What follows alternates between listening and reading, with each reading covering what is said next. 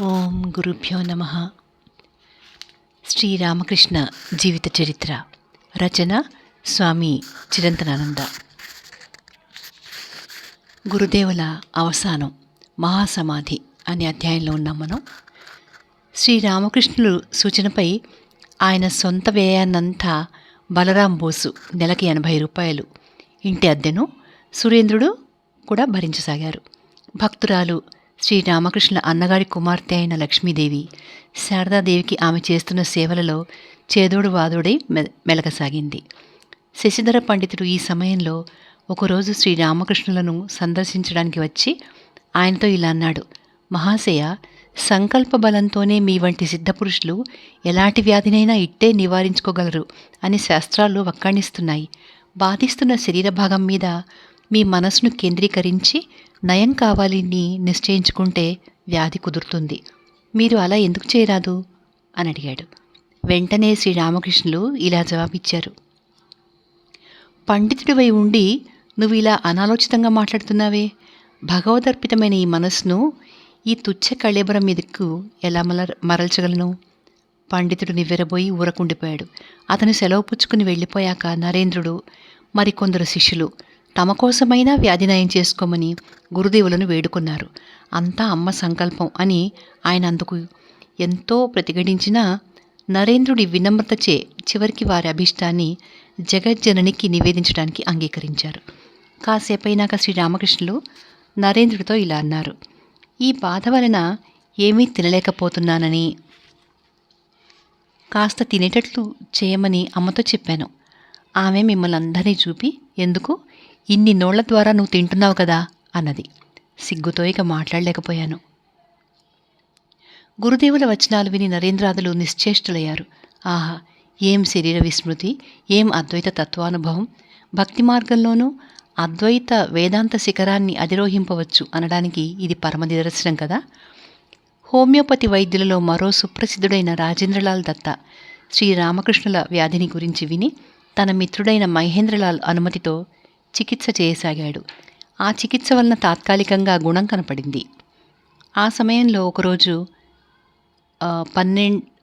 December 23, 1885 Divyananda స్థితిలో శ్రీరామకృష్ణులు కొందరు భక్తులపై తన అవ్యాజ అనుగ్రహాన్ని వర్షించారు. నాటి సాయంత్రం మహేంద్రునితో ఇలా అన్నారు: లోకశిక్షణ పూర్తి కావస్తోంది. జనానికి ఇక బోధించలేను.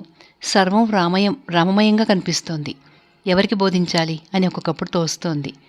మరికొంతసేపయాక ఇలా పలికారు: ఎవరు అంతరంగ కోటిలోని వారో, ఎవరు బాహ్యకోటిలోని వారో ఈ వ్యాధి తెలియజేస్తోంది. సంసారం త్యజించి ఇక్కడ వసిస్తున్నవారు మొదటి వర్గానికి, అప్పుడప్పుడు వచ్చి ఎలా ఉన్నారు మహాశయ అని కుశల ప్రశ్నలు వేస్తున్నవారు రెండో వర్గానికి చెందుతారు. అంటే నరేంద్రనాథ్, రాఖాల్, బాబూరాం, నిరంజన్, జోగిన్, లాటు, తారక్, పెద్దగోపాల్, కాళీ, శశి, శరత్, గోపాల్ అనేవారు ఆంతరంగికులని మనం గ్రహించవచ్చు. క్రీస్తు శకం 1886వ సంవత్సరం ప్రారంభ దినం అంటే జనవరి 1వ తేదీ శిష్యభక్త కోటికి చిరస్మరణీయమైన సుదినం. శ్రీరామకృష్ణుల అఖండ ఆధ్యాత్మిక శక్తి, ఆపార వాత్సల్యము వారికి నాడు అపూర్వ రీతిలో అభివ్యక్తమైనాయి. బాగా తేటగా ఉన్నట్లు అనిపించగా ఆయన ఆ రోజు కిందకు దిగి తోటలో మెల్లగా విహరించడానికి వెళ్ళారు. తోటలో కూర్చుని ఉన్న గిరీష్, రామచంద్రాదులు వచ్చి ఆయనకు ప్రణమిల్లారు. అప్పుడు శ్రీరామకృష్ణులు: గిరీష్, నువ్వు ఏం చూసి ఏం గ్రహించి అందరితోనూ అంతగా నేను అవతార పురుషుడిని అని చాటుతున్నావు అని అడిగారు. అందుకు గిరీష్ భక్తి వినమ్రుడై మోకరిల్లి బద్ధాంజలి అయి గద్గద కంఠంతో ఇలా అన్నాడు: వ్యాస వాల్మీకులు ఎవరి మహిమాతిశయాన్ని వర్ణింపలేకపోయారో అట్టి మహనీయుని గురించి విశేషించి నేను ఏం చెప్పగలను? గిరీష్ హృదయాంతరాళం నుండి వెలువడిన ఈ మాటలకు శ్రీరామకృష్ణులు పరమ కరుణాపూర్ణులై, ఇహ నేనేమంటాను, మిమ్మల్ని అందరినీ ఆశీర్వదిస్తున్నాను, జ్ఞాన వికాసం పొందుదురుగాక అని పలికి అర్ధబాహ్య ప్రజ్ఞావస్థ పొందారు. ఈ గంభీర వచనాలను విని వారు హర్షోన్మత్తులైనారు. ఆయనను స్పృశించరాదు అనే తమ నియమాన్ని మరిచి పాదధూళిని గైకోవడానికి భావపరవశులై ముందుకు వచ్చి ఒకరి వెంట ఒకరుగా ప్రణమిలసాగారు. అపార కృపా సింధువై శ్రీరామకృష్ణులు వారిని తాకుతూ సముచిత రీతిలో ఆశీర్వదించసాగారు. అప్పుడు కొందరు నవ్వుతున్నారు, కొందరు ఏడుస్తున్నారు, ఇంకొందరు ధ్యానావస్థ పొందుతున్నారు. కొంతమంది దూరంలో ఉన్నవారిని వచ్చి ఆశీస్సులు పొందమని కేకలు పెడుతున్నారు. గత రాత్రి పూర్తిగా సేవలో నిమగ్నులై ఇప్పుడు నిద్రిస్తున్న నరేంద్రాదులు లేచి పరుగున వచ్చారు. లాటు, శరశ్చంద్రులు సేవా కార్య నిమగ్నులై ఉన్నారు. బాలశిష్యులు సమీపించేసరికి శ్రీరామకృష్ణులు పూర్తిగా బాహ్యస్మృతిలోకి వచ్చి తన గదికి మరలి వెళ్ళారు. అనుగ్రహం పొందిన వారందరూ దివ్యానందాన్నే కాక తమకు అపూర్వము, మహత్తరము అయిన ఆధ్యాత్మిక అనుభూతులను పొందినట్లు పిదప తెలియవచ్చింది. శ్రీరామకృష్ణులు చిన్నన్నగారి కుమారుడైన రామ్లాల్ తన ఇష్టదైవ సంపూర్ణ దర్శనం పొందాను అని తెలిపాడు. వైకుంఠనాథ్ సన్యాల్ అనే శిష్యుడు సమస్త వస్తుజాలంలోనూ శ్రీరామకృష్ణుల పరమానంద స్వరూపాన్ని కాంచడం మొదలుపెట్టానని, కొన్నాళ్లకు తదియ తీవ్రతను భరించలేక మందగింపచేయమని ప్రార్థించగా అప్పటి నుండి అది ప్రతిరోజు కొన్నిసార్లు మాత్రమే ప్రత్యక్షం కాసాగిందని తెలియజేశాడు. ఈ నానాజన స్పర్శ ఫలితంగా, పరపాప గ్రహణ ఫలితంగా శ్రీరామకృష్ణులకు నాడు శరీరం యావత్తూ మంటలెత్తింది. గంగాజల ప్రోక్షణతో ఆ బాధ ఉపశమించింది. పరమహంస స్పర్శ, గంగాజల స్పర్శ పాపతాపహరం కదా, కనుకనే తన్మహత్వాన్ని వేదశాస్త్రాలు ఉద్ఘోషిస్తున్నాయి. నరేంద్రుడు ఈ సమయంలో సాక్షాత్కారానికై పరితపిస్తున్నాడు. ఒకరోజు అతను గురుదేవుని సమీపించి ఆహార నిమిత్తం మాత్రమే సమాధి స్థితి నుండి బహిర్ముఖుడును అవుతూ 3-4 రోజుల పర్యంతం సమాధి నిమగ్నుడై ఉండిపోవాలని అనుకుంటున్నాను అని అన్నాడు. అందుకు శ్రీరామకృష్ణులు ఇలా జవాబిచ్చారు: వెర్రివాడ, అంతకంటే ఉన్నత స్థితి ఉందని తెలుసుకో. చరాచర ప్రపంచం నీవే పరాత్పరా అని నువ్వు పాడుతూ ఉంటావే, సరే, నీ కుటుంబానికి కొంత జీవనాధారం కల్పించిరా, సమాధి కంటే ఉన్నత స్థితి నీకు లభిస్తుందిలే. శ్రీరామకృష్ణులు తన ప్రధాన శిష్యుడైన నరేంద్రుడికి భావి మహాకార్య నిర్వహణానికి వలసిన శిక్షణ గరపసాగారు. ఒకరోజు నరేంద్రుణ్ణి తన పక్కకు పిలిచి ఇలా అన్నారు: ఈ బాలురందరినీ నీ అధీనం చేస్తున్నాను.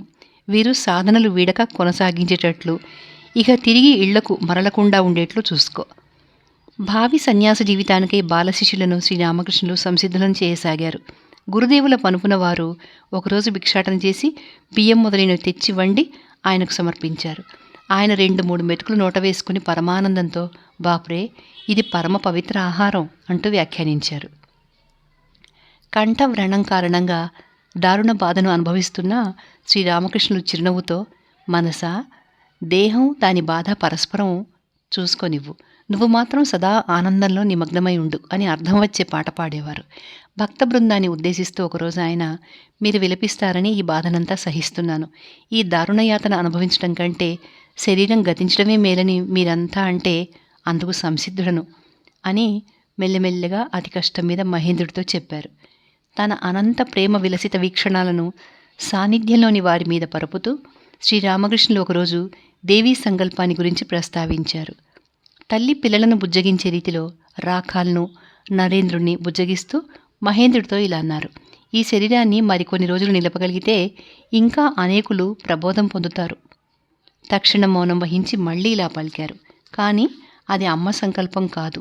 నా అమాయకత్వాన్ని, విద్యా విహీనతను చూసి జనం నన్ను వశపరుచుకుని దుర్లభమైన దివ్యానుభూతులను పొందరాదు అని అమ్మ నన్ను ఈ లోకం నుంచి తీసుకుపోతుంది. ఈ కలియుగంలో జపధ్యానాదులు ఎంతో వెనకబడి ఉన్నాయి సుమా. మళ్ళీ తన ప్రియ శిష్యులతో ఇలా అన్నారు: శరీరం ఉన్నంతవరకు బాధపడటం తప్పదు, కానీ భగవంతుని ఈ శరీరధారణ భక్తుల నిమిత్తమే, సర్వం ఇందుండే వెలువడింది అని నాకిప్పుడు కనపడుతుంది.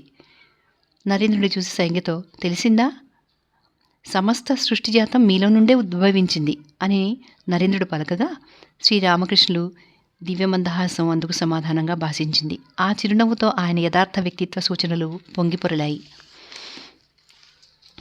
చికిత్స అంతా విఫలవడం చూసి శారదాదేవి తారకేశ్వరంలోని శివాలయానికి వెళ్ళి శివానుగ్రహానికై ప్రాయోపవేశం చేయపూనుకున్నది. 2వ రాత్రి ఒక పెద్ద ధ్వని, ఎవరో కుండల దొంతరలను పగలగొట్టినట్లు పెళపెళమన్న ధ్వని విని, ఐహిక సంబంధాలు స్వప్నప్రాయాలు సుమా అని ఆమె మహావైరాగ్యం పొందింది. మర్నాడు కాశీపూర్కు వచ్చి జరిగిన వృత్తాంతం శ్రీరామకృష్ణులకు తెలుపగా అలా జరుగుతుందని ఆయనకు ముందే విదితమై ఉన్నట్లు కనిపించారు. ఈ సమయంలో ఒక ఏనుగు తన కోసం ఔషధం తీసుకుని రావడానికి వెళ్ళినట్టు, అందు నిమిత్తం అది నేలం తవ్వుతున్నట్లు గురుదేవులు కలగన్నారట. సాక్షాత్కారం పట్ల తీవ్ర కాంక్ష చేత నరేంద్రుడు ఒకరోజు సోదర శిష్యులైన కాళీ తారకులతో బుద్ధగయకు యాత్ర చేసి అక్కడ తీవ్ర ధ్యానంలో నిమగ్నులై కొద్ది రోజుల్లోనే తిరిగి వచ్చారు. విశేష శ్రద్ధాభక్తులతో శ్రీరామకృష్ణులను సేవిస్తున్న బాలశిష్య బృందంలో శశి యొక్క గురుసేవా తత్పరత గురుభక్తులకందరికీ మేలుబంతి అనదగింది. గురుసేవే అతని సాధన, అతని తపస్సు. పరమార్థ ప్రాప్తికి సద్గురు సేవయే మహోత్తమ సాధనం అని అతని ప్రగాఢ విశ్వాసం. అతడి నిరంతర సేవాదీక్ష, అతడి అకుంఠిత సహనశక్తి, అతని అపార గురుభక్తి ప్రేమానురాగాలు చూసి అందరూ అబ్బురపడేవారు. 1000 ఏళ్ల మూర్తిభవించిన గురుసేవయే శశిభూషణ చక్రవర్తి. ఒకరోజు పెద్ద గోపాల్ కాషాయ వస్త్రాలను రుద్రాక్షమాలను సన్యాసులకు పంచిపెట్టాలి అనే తన అభిలాషను గురుదేవులకు విన్నవించాడు.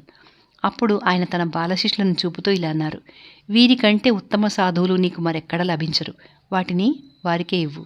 ఇలా అంటూ తన ముందుంచిన కాషాయ వస్త్రాలను శ్రీరామకృష్ణులు స్వయంగా తానే బాలశిష్యులకు పంచిపెట్టారు. ఒకటి మిగిలిపోగా దాన్ని వైరాగ్య సంపత్తిలో ఎవరికీ తీసిపోని గిరీష్కే భద్రపరచమన్నారు. ఒకరోజు సాయంకాలం బాలశిష్యులచే ఒక తంతు జరిపించి జాతి భేదం లేకుండా ప్రతివారి ఇళ్ల నుండి భిక్షాన్నం స్వీకరింపడానికి అనుమతించారు. ఈ విధంగా శ్రీరామకృష్ణ ద్వారానే వారు సన్యాస దీక్ష స్వీకరించి కాలాంతరంలో శ్రీరామకృష్ణ సంస్థా ప్రదీపాలే ప్రకాశించారు. అనేక జన్మార్జిత తపోఫలమైన నిర్వికల్ప సమాధి నరేంద్రుడికి ఈ సమయంలోనే లభించింది. ధ్యాన స్థితిలో ఉన్నప్పుడు అతను ఒకరోజు హఠాత్తుగా తన శిరస్సుకు వెనుకవైపు ఒక దివ్య జ్యోతిని గాంచాడు. అది క్రమంగా ఉజ్వలం కాసాగింది. ఆ కాంతి పుంజలో నరేంద్రుడు మునిగిపోయాడు. ద్వైత ప్రపంచాతీతమై తన మానసం అఖండ సచ్చిదానంద బ్రహ్మంలో లీనం కాగా అతను మహోన్నత నిర్వికల్ప సమాధి స్థితిని పొందాడు. కొంతసేపు తలే కానీ శరీరం ఉన్నట్లు తోచలేదు. అప్పుడు అయ్యో, నా శరీరం ఏమైంది అనే నరేంద్రుని కేక విని పెద్ద గోపాల్ ఆ గదిలోకి వచ్చి, నరేన్, ఏమైంది? ఇదిగో ఇక్కడే ఉంది కదా అని చెప్పినా నరేంద్రుడికి నమ్మకం కలగలేదు. అప్పుడు గోపాల్ భయభ్రాంతుడై గురుదేవుల వద్దకు వెళ్ళేసరికి ప్రశాంతంగా ఆయన ఇలా అన్నారు: అతని కొంతసేపు అలాగే ఉండనివ్వు, అందుకోసమే చాలా కాలం నన్ను వేధించాడు. చాలాసేపటికి నరేంద్రుడికి బాహ్యస్మృతి వచ్చింది. అతని వదనం అనిర్వచనీయమైన ఆనందాన్ని వెదజల్లుతోంది. నేత్రకమలాలు ప్రశాంతి లక్ష్మీ నిలయాలే భాసిస్తున్నాయి. గురుదేవుల సాన్నిధ్యానికి వెళ్ళగానే అతని ముఖారవిందాన్ని అవలోకించి ఆయన ఇలా అన్నారు: అమ్మా, నీకిప్పుడు సర్వం చూపింది కదా. నీ ఈ దివ్యానుభూతి ప్రస్తుతం తాళం వేయబడి ఆ తాళం చెవి నా దగ్గరుంది. అమ్మ కార్యాన్ని నిర్వర్తించాక ఈ నిధి మళ్ళీ నీ వశమవుతుంది. కొన్నాళ్ల వరకు ఆరోగ్య విషయంలో జాగ్రత్త వహించమని, ఆహార విషయంలో విచక్షణతో మెలగమని ఆయన నరేంద్రుడికి ఉపదేశం చేశారు. తన ఇష్టమంత్రమైన రామమంత్రాన్ని శ్రీరామకృష్ణులు ఒకరోజు నరేంద్రుడికి ఉపదేశించారు. అప్పుడు నరేంద్రుడు రామభక్తి ఆనంద ప్రమత్తత పొందాడు. సింధు రాష్ట్రంలో 2 పత్రికలకు సంపాదకుడు, శ్రీరామకృష్ణులకు అత్యంత ప్రేమపాత్రులలో ఒకడు, మహాభక్తుడు అయిన హీరానంద్ ఒకరోజు శ్రీరామకృష్ణులను సందర్శించడానికి వచ్చాడు. ప్రసంగవశాత్తు అతను భక్తుడు ఎందుకు బాధలు అనుభవిస్తాడు అని ఆయన అడిగాడు. బాధను అనుభవించేది శరీరమే అని, లోకులకు ప్రబోధం చేస్తూ వారి పాపభారాన్ని తాను భరిస్తూ ఉండడమే తన బాధలకు హేతువని శ్రీరామకృష్ణులు ఆ ప్రశ్నకు వివరిస్తూ జవాబిచ్చారు. తమను సందర్శించడానికి వచ్చిన నాగమహాశయుని శ్రీరామకృష్ణులు ఒకరోజు గాఢాలింగనం చేసుకున్నారు. మరో రోజు గురుదేవుల ప్రశ్నకు సమాధానంగా నాగమహాశయుడు, ఆహా బాబా, నేను మీ వ్యాధి నివారణ చేయగలను, మీ కృపతో ఇప్పుడే చేస్తాను అంటూ మహోజ్వల భక్తి విశ్వాసాలతో గురుదేవుల వ్యాధిని తనలోకి మార్చుకోవాలి అనే మహాసంకల్పంతో సమీపించాడు. శ్రీరామకృష్ణులు అతని ఉద్దేశం గ్రహించి, అవును, నువ్వు అది చేయగలవని నాకు తెలుసు అంటూ అతన్ని వెనక్కి తోసేశారు. ఏ నిగూఢ భావంతో ఆయన అలా చేశారో ఎవరికెరుక. మరొక రోజు నాగమహాశయుడు గురుదేవుల గదిలోకి ప్రవేశించబోతూ రామకృష్ణులు ఒక ఉసిరికాయ తినగోరుతున్నారని విన్నాడు. అకాలమైన వెంటనే వెళ్ళి 2 రోజులు తదేక దీక్షతో తోటలన్నీ వెతికి 3వ నాటికి ఎలాగో 2-3 ఉసిరికాయలు సేకరించి తెచ్చి గురుదేవులకు సమర్పించాడు. ఆయన పరమానంద భరితులైనారు. మహాసమాధికి 8-9 రోజులు ఉన్నాయనగా శ్రీరామకృష్ణులు యోగీంద్రుడి చేత పంచాంగం నుండి ఆగస్టు 9వ తేదీకి సరైన తిథి నుండి తదనంతర తిథులను చదివిస్తూ సౌరమాన శ్రావణ మాసాంతానికి వచ్చేసరికి చాలు అని సంజ్ఞ చేశారు. ఆ నిలుపమన్న తిథియే మహాసమాధి దినం అవుతుందని అప్పుడు ఎవరికీ తెలియదు. శ్రీరామకృష్ణ మహాసమాధికి ఇక 3-4 రోజులు మాత్రమే మిగిలి ఉన్నాయి. నరేంద్రుణ్ణి ఆయన చేరబిలిచి తన ముందు కూర్చోబెట్టుకుని తదేక దృష్టితో అతని చూస్తూ సమాధిమగ్నులైనారు. ఇంతలో విద్యుత్ కంపనలా ఏదో సూక్ష్మశక్తి తనలో ప్రవేశిస్తున్నట్లు నరేంద్రుడికి తోచింది. క్రమంగా అతను కూడా బాహ్యస్మృతి కోల్పోయాడు. బాహ్యస్మృతికి వచ్చాక శ్రీరామకృష్ణులు విలపిస్తూ ఉండడం చూసి నరేంద్రుడు ఆశ్చర్యచకితుడై అందుకు కారణం ఏమిటి అని అడిగారు. అప్పుడు శ్రీరామకృష్ణులు ఇలా పలికారు. నాయన, నేడు నా సర్వస్వం నీకు ధారపోసి ఫకీరునైపోయాను. ఈ శక్తితో నువ్వు లోకానికి అపారమైన మేలు ఒనగోరుస్తావు. ఆ తర్వాతే నీ నిర్గమనం. ఎవరైనా ఒక పువ్వును ఇచ్చినట్లుగా, కానుక ఒసగినట్లుగా శ్రీరామకృష్ణులు తన శిష్యాగ్రణ్యుడికి తన సర్వస్వాన్ని లోక కళ్యాణార్థం ధారపోశారు. త్యాగానికి ఇంతకంటే పరమావధి ఏది?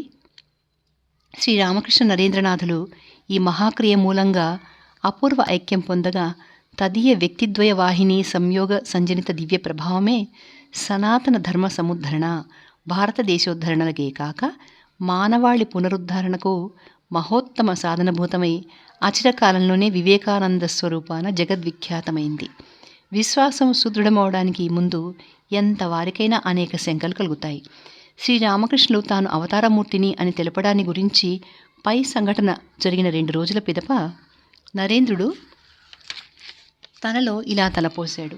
ఈ దారుణ శరీర యాతనలో కూడా ఈయన తాను అవతారమూర్తిననే చెప్తే విశ్వసిస్తాను. అతి విచిత్రం. నరేంద్రుడిలో ఈ భావం మెదలగానే శ్రీరామకృష్ణులు తనను తిలకించి ఇలా పలికారని తెలిపాడు నరేంద్రుడు. ఎవడు రాముడో ఎవడు కృష్ణుడో అతడే ఈ శరీరంలో ఇప్పుడు శ్రీరామకృష్ణుడు. ఇది వేదాంత ప్రకారం మాత్రమే కాదు సుమా. గురుదేవుల వాక్కులు అమోఘాలు అనడానికి ఎన్నో నిదర్శనాలు కళ్ళారా చూసి ఇలా సందేహించినందుకు నరేంద్రుడు ఎంతో సిగ్గుపడి పశ్చాత్తాపం పొందాడు. అంతిమ దినం శిష్య భక్త కోటికే కాక లోకానికంతకు అతి విషాదకర దినం పరిగెత్తుకుని వచ్చేసింది. బాధ అతి తీవ్రమైంది. నాడి క్రమగతి తప్పింది.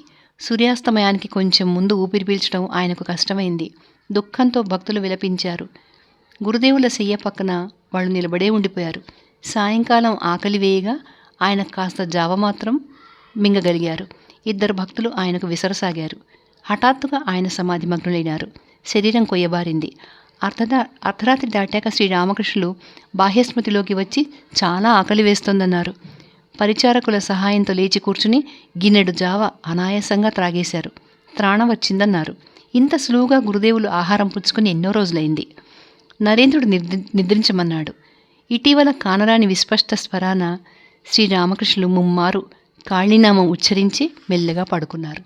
ఆ రాత్రి 1:02 శరీరం జలధరింపగా, రోమాంచితం కాగా, నాసాగ్రాన దృష్టి నిలిచిపోగా, ముఖమండలం దివ్యమందహాసంతో దీపించగా శ్రీరామకృష్ణ జీవన జ్యోతి పరంజ్యోతిలో లయమైపోయింది.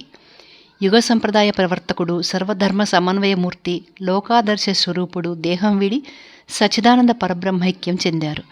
లోకం యావత్తుకు తీరని లోపం సంభవించిన ఆనాడు వ్యయనామ సంవత్సరం చాంద్రమాన భాద్రపద బహుళ ద్వితీయ సోమవారం 1886 సంవత్సరం ఆగస్టు 16వ తేదీ. కాశీపూర్ గృహోద్యానం దుఃఖ నిలయమైంది. ఆ ఉద్యానం అంతా నాటి రాత్రి చంద్రకాంతిమయమై ఉన్నప్పటికీ శిష్య భక్త హృదయసీమలను ప్రకాశవంతం చేసిన శ్రీరామకృష్ణ చంద్రుడు అస్తమించగా నాడు వారికి సర్వం అంధకారమయమై గోచరించింది. గురుదేవులలా తమను ప్రేమించేవారెవరు? పరమార్థాన్ని అరటిపండు ఒలిచినట్టు విప్పి చెప్పేవారెవరు? తమ ముఖ్య ప్రాణమిత్రము, తమ ఆప్త బంధువు, తమ గురుదేవుడు తమను విడిపోగా తమకిక దిక్కెవరు అని వారు పొందిన దుఃఖం వర్ణనాతీతం. అమ్మా కాళీ, ఏం అపరాధం చేశానని నన్ను నువ్వు విడిచిపోయావమ్మా అంటూ శారదామాత ఆ చోటుకు వచ్చి బోరున విలపించింది.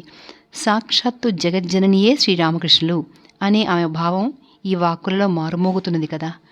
గిరీష్ రామచంద్ర ప్రభుతులు సత్వరమే అక్కడికి వచ్చి చేరుకున్నారు. పరమహంస గతించారు అనే విషాద వార్త కలకత్తా నగరం అంతటా కార్చిచ్చులా వ్యాపించింది.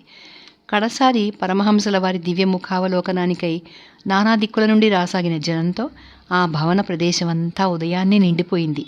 దివ్య కాషాయ అంబరాలతో పుష్పచందనాదులతో దేహాన్ని అలంకరించి సాయంకాలం 5 గంటలకు కిందికి తెచ్చారు. గురుదేవుల మృతకాయం సన్నిధిన శిష్య భక్త బృంద నిలబడి ఉండగా ఛాయాచిత్రం తీశారు. భజన చేస్తూ సద్గురుదేవుల కాయాన్ని సమీపంలోని బారా నగరం అంటే వరాహనగరం శ్మశాన వాటికకి కొనిపోయారు.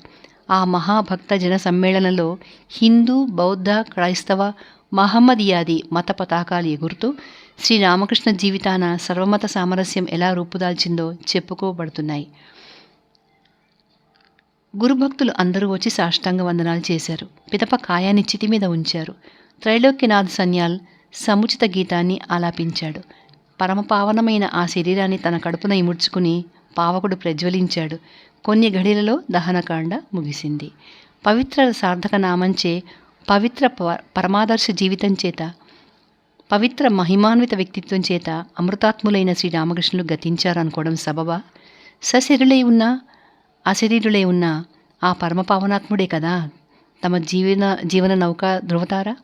లోక దృష్టితో కనుగొనదగిదే కానీ బాహ్య దృష్టికి అందరానిది కదా ఆయన వ్యక్తిత్వం. రుద్రభూమి నుండి తిరిగి వచ్చేటప్పుడు ఇలాంటి భావ పరంపరచే వారి అంతరంగాలలో ప్రశాంతమైన ఆత్మసమర్పణ భావం పాదుకున్నది. అవశిష్ట పావన అస్థికలను ఒక తామ్రపాత్రలో సేకరించి శ్రీరామకృష్ణ భగవాన్కు జై అని జయ నినాదాలు చేస్తూ వారు కాశీపూర్ గృహోద్యానానికి మరలారు. గతించినది శ్రీరామకృష్ణ భౌతిక శరీరమే కానీ ఆయన లోక కళ్యాణ సాధన మహోద్యమం కాదు. దాన్ని పలు రకాలుగా కొనసాగించే మహాశిష్య బృందాన్ని ఆయన లోకానికి ఒసగారు.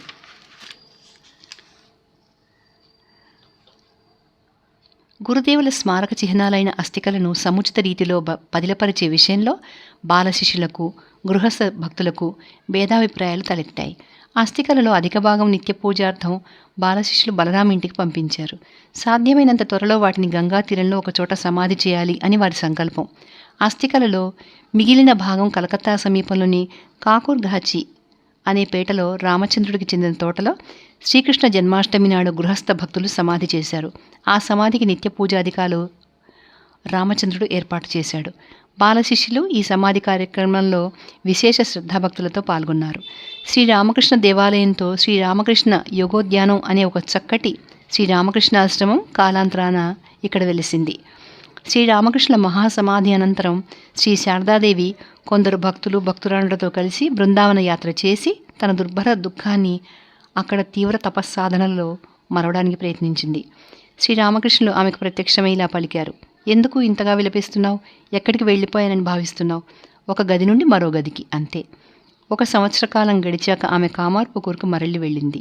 శ్రీరామకృష్ణులు తన లోక శ్రేయోసాధన మహోద్యమంలో శారదాదేవి నిర్వహించాల్సిన పాత్రను గుర్తించి చుట్టూ ఉన్న జనం చీకట్లో వసించే కీటకాల వంటి వారు, వారిని నువ్వు రక్షించాలి అని, లోకానికి నువ్వు చేయాల్సింది ఎంతో ఉంది అని ఆమెకు తెలిపి ఉన్నారు.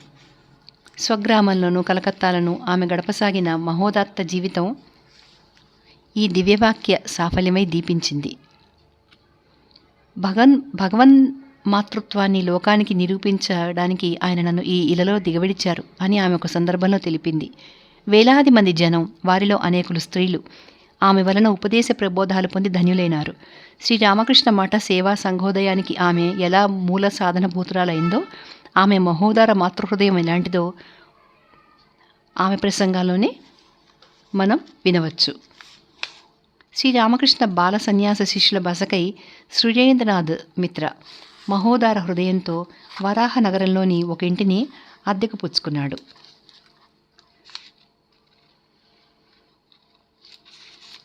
కాశీపూర్ గృహోద్యానం నుండి గురుదేవుల శయ్య వరకు అన్నీ అక్కడికి తీసుకువచ్చి బాలశిష్యులు క్రమక్రమంగా అక్కడ నివసించసాగారు. బలరాం బోస్ ఇంటి నుండి పావన అస్థి సంచయాన్ని తెచ్చి గురుదేవుల ఛాయాచిత్రంతో దాన్ని ఒకచోట నెలకొల్పి వారు నిత్య పూజా సంకీర్తనాదులలో కాలం గడపసాగారు. ఇళ్లకు చదువులకు మరలిన సోదర శిష్యులను శ్రీ నరేంద్రుడు గురువాజ్ఞ మేరకు తన మహాకార్యదీక్షచే మహత్తర ప్రబోధ ప్రసంగాలచే త్యాగాశయ పూరితులను గావించి వరాహనగర మఠానికి తోడుకొని రాసాగాడు. ఈ సమయంలో తనను ఎలాగైనా ఇంటికి తీసుకుపోదల్చి వచ్చిన తండ్రితో రాఖాల్, మీరు ఇక్కడికి ఎందుకు ప్రయాసపడి వస్తారు? నేను ఇక్కడ ఆనందంగా ఉన్నాను. నన్ను ఆశీర్వదించి పూర్తిగా నా విషయం మర్చిపోండి. మిమ్మల్ని గురించి నన్ను మర్చిపోనివ్వండి అన్న పలుకులు సామదానాదులచే తమను ఇంటికి లాగపూనుకున్న తమ సంరక్షకుల పట్ల బాల సన్యాసుల ధోరణికి మచ్చుతునకలు. గిరీష్, మహేంద్ర, బలరామాదులు అప్పుడప్పుడు మఠానికి వస్తూ పోతూ బాల సాధు సోదరులకు తోడ్పడుతూ వచ్చారు. వరాహ మఠంలో బాలసన్యాసులు వనరించిన మహోత్తమ తపశ్చర్యలను గురించి నరేంద్రుడు ఈ విధంగా అన్నారు. ఆ కాలంలో మర్నాడు గురించి మేము ఎన్నడూ యోచించి ఎరగం. ఆయాచితంగా భగవంతుడు ఏం ప్రాప్తింపచేశాడో అదే మాకు ఆహారం. అనేక రోజులు నిరాహారలమై గడపడం కూడా జరిగింది. బ్రహ్మముహూర్తంలో నిద్రలేచి కాలకృత్యాలు తీర్చుకుని పూజామందిరంలో జపం ప్రారంభిస్తే ఒక్కోసారి సాయంకాలం కూడా అవడం కద్దు. అంతవరకు శశి మా భోజనాలకై కాచుకుని ఉండేవాడు. అవసరమైతే బలవంతంగా మమ్మల్ని అతని ధ్యానం నుంచి కూడా లాగడం జరిగేది. శ్రీరామకృష్ణ మఠ సేవా సంఘాల మూల పురుషులైన వారి తపో ధ్యాన అధికారులు ఎలాంటివో వివేకానంద స్వామి పైవాక్కులు వెల్లడిస్తున్నాయి కదా. తపో ధ్యానాలు సనాతన భారతీయ సంస్కృతిని కన్నతల్లులు. అఖండ శ్రద్ధాభక్తులతో గురుపూజ నిర్వర్తిస్తూ అపరిమిత ప్రేమానురాగాలతో సోదర శిష్యులను సేవిస్తూ అందరికీ తల్లిలా మెలుగుతున్న శశిభూషణ్ గురించి మఠానికి శశి మూలస్తంభం అని, తల్లి అని, అతను లేకుంటే మఠ జీవనం అసాధ్యమై ఉండేది అని వివేకానంద స్వామి ప్రశంసించేవారు. నేడు జగద్వ్యాప్తమై అలరారుతున్న శ్రీరామకృష్ణ మఠ సేవాశ్రమాలకు ఈ బారానగరం వరాహనగర మఠమే బీజం. శ్రీరామకృష్ణ నామక మహా శమంతకమణి లోకానికి ఒసగిన బంగారు రాసులు అనదగిన ఈ బాలసాధువులు కాలక్రమాన శాస్త్రోక్త విరజాహోమపూర్వకంగా సన్యసించినప్పటికీ ఇప్పటికే సముజ్వల త్యాగ వైరాగ్యాదులతో ఆదర్శ సన్యాసులై విరాజిల్లసాగారు. ఆ సమయంలో అంటే 1893 సంవత్సరంలో అమెరికాలోని చికాగో నగరంలో జరిగిన విశ్వమత మహాసభకు వివేకానంద స్వామి హిందూ మత ప్రతినిధిగా వెళ్ళారు. అక్కడ అఖండ విజయోపేతుడై అశేష జన పూజితుడై ఇంగ్లాండ్, అమెరికాలలో తన మహోపన్యాస జైత్రయాత్రానంతరం భారతదేశానికి విచ్చేసి ఆసేతు హిమాచలం యొక్క సార్వభౌమ సముచిత స్వాగతాలను, యతి సార్వభౌమ సముచిత పూజలను అందుకున్నాడు. తన యశశ్చంద్రికలు ప్రాక్ పశ్చిమ ఖండాలంతటా అఖండ వ్యాప్తిగాంచిన ఆ సమయంలో తన గురువరేణ్యుల మహత్వాన్ని గురించి ఇలా అన్నారు. భావాలచే గాని, వాక్కులచే గాని, క్రియలచే గాని నేను ఏదైనా సాధించి ఉంటే, లోకంలో ఏ ఒక్కరికైనా ఉపకరించిన ఒక పలుకు నా నోటి నుండి వెలువడి ఉంటే అది నాదని నేను చెప్పుకోలేను, అది ఆయనదే. కానీ నా నోట ఎన్నడైనా శాపాలాపాలు వెలువడి ఉంటే, నా నుండి ఎన్నడైనా ద్వేషం వ్యక్తమై ఉంటే అదంతా నాదే, ఆయనది కాదు. దుర్బలమైనదంతా నాదే. బలకరము, ఉజ్జీవనకరము, పరిశుద్ధము, పావనము అయినదంతా గురుదేవుల దివ్య ప్రేరణే. సోదర సన్యాసులందరూ ఈలోపు అలంబజార్ అనే పేటలోకి మార్చిన మఠంలోకి చేరుకున్నారు. అక్కడి నుండి మఠం మళ్లీ స్థల పరివర్తనం చెంది చివరకు 1899 సంవత్సరం కలకత్తాకు ఎగువ దాదాపు 4 మైళ్ళ దూరంలోని బేలూర్ అనే ఉపనగరాన సరిగ్గా గంగా తీరంలో సువిశాల ప్రదేశంలో వివేకానంద స్వామిచే స్థాపించబడి శ్రీరామకృష్ణ సంస్థలకు అంతకు ప్రధాన కేంద్రమై అలరారుతోంది. 2 ఏళ్లకు మునుపే 1897 సంవత్సరంలో స్వామీజీ అంటే వివేకానంద స్వామి విశ్వ మానవ లోక కళ్యాణార్థం శ్రీరామకృష్ణ సేవా సంఘం స్థాపించారు. ఆ సమయంలో సోదర శిష్యులకు ఆయన ఇలా ఉద్బోధించారు. శ్రీరామకృష్ణ శిష్యులమైన మనం స్వకీయ మోక్షానికై పాకులాడడం అత్యంత శోచనీయం. ఒక్క జీవికి సాయం చేయగలిగితే సహస్ర పర్యాయాలు కుక్కనైనా పుట్టడానికి సంసిద్ధుడను అని గురుదేవులు వక్కాణించలేదా? ఆ మహనీయునికి ప్రీతిపాత్రుడమై ఉండడమే మోక్షం మనకి కర్తనామలకమనడానికి నిదర్శనం. మీలో ప్రతి ఒక్కరూ ఆధ్యాత్మిక సింహమే అని గుర్తుంచుకోండి. మత ధర్మాలను ఉద్ధరించడమే మన ధర్మమని తెలుసుకోండి. ప్రతి జీవి సాక్షాత్తు భగవత్ స్వరూపమని గ్రహించి దరిద్ర నారాయణులను, ఆర్తనారాయణులను అర్చించే విధానం లోకానికి మనం ప్రదర్శించాల్సి ఉంటుంది. భారతదేశంలో నూతన సన్యాస సంప్రదాయాన్ని స్థాపించడమే నా జీవితోద్దేశం. జనసామాన్యాన్ని ఉద్ధరించడానికి జీవితాలను ధారపోయడమే ఈ సన్యాసుల ఆదర్శం. శ్రీరామకృష్ణ దివ్యవాణియే వివేకానందవాణి అని గ్రహించి సోదర శిష్యులు వినమిత శిరస్కులై స్వామి ఆజ్ఞలు ఎలాంటివైనా పరిపాలించడానికి బద్ధకంగడులైనారు. కాలాంతరంలో శ్రీ శారదాదేవి సుప్రసిద్ధ శ్రీరామకృష్ణ సేవాశ్రమాలలో ఒకటైన కాశీ సేవా సదనాన్ని చూసి స్వయంగా ఠాకూర్ ఇక్కడ వెలసి ఉన్నట్లు నాకు గోచరించింది. ఆయన వెలసి ఉండడం చేతనే ఈ సేవా కార్యక్రమాలు ఇక్కడ జరుగుతున్నాయి. ఇవన్నీ ఆయన కార్యాలే, ఆయన సేవా కార్యాలే అని వక్కాణించారంటే మానవ సేవ, మాధవ సేవ అనే శ్రద్ధాభక్తులతో కూడుకున్న మానవ సేవ శ్రీరామకృష్ణ మఠ సేవాశ్రమాలలో ఎంత ప్రాధాన్యం వహించిందో తెలియవస్తుంది. నానావిధ విద్యాలయాలు, అనాథ బాలబాలికా శరణాలయాలు, శ్రామిక జన సేవాశ్రమాలు, వైద్యశాలలు మొదలైన సేవా సంస్థల ద్వారా సకల విధాల మానవ సేవ, జాతి మతాది భేదాలు పాటించక విశ్వమానవ సేవ చేయడానికై శ్రీరామకృష్ణ సేవాశ్రమాలు దేశ దేశాంతరాలలో నెలకొల్పబడి ఉండడం జగద్విదితం. అంతేగాక భూకంపాలు, తుఫానులు, వరదలు, అగ్ని ప్రమాదాలు, ఈతి బాధలు, సాంక్రమిక వ్యాధులు మొదలైన వాటిచే జనులు పరిపీడన పొందినప్పుడు తినడానికి తిండి, కట్టుబట్ట, వసింపడానికి కొంప లేక దీనజన సహస్రాలు అల్లాడేటప్పుడు వారి ప్రారంధానికి మనమేం చేయగలం అనే మెట్ట వేదాంతం వల్లించకుండా ఆత్మవత్ సర్వభూతాని అనే అనుభవ వేదాంతం అవలంబించి శ్రీరామకృష్ణ మఠ సేవాశ్రమ సాధువులు శక్తి మేరకు వారిని బాధలలో ఆదుకుంటూ దీనార్త నారాయణ సేవ చేస్తుండడం జగద్విదితం. లోకోద్ధారకుడైన శ్రీరామకృష్ణుల దివ్య వ్యక్తిత్వ మూర్తిమత్వాలకు శ్రీరామకృష్ణ మఠ సేవా సంఘ సంస్థల కంటే సుస్థిర పావన సజీవోజ్వల స్మృతి చిహ్నాలు, స్థిరతర పావన సజీవోజ్వల భాష్యాలు మరే ఉండగలవు. భారతదేశపు గాలి నా మహాభాగ్యం. భారతదేశపు ధూళి నాకు పరమ పవిత్రం. భారతదేశం ఇప్పుడు నాకు పావనతమ పుణ్యక్షేత్రం. భారతవర్షం నా బాల్యడోలిక, యవన నందనవనం, వార్ధక్య వారణాసి.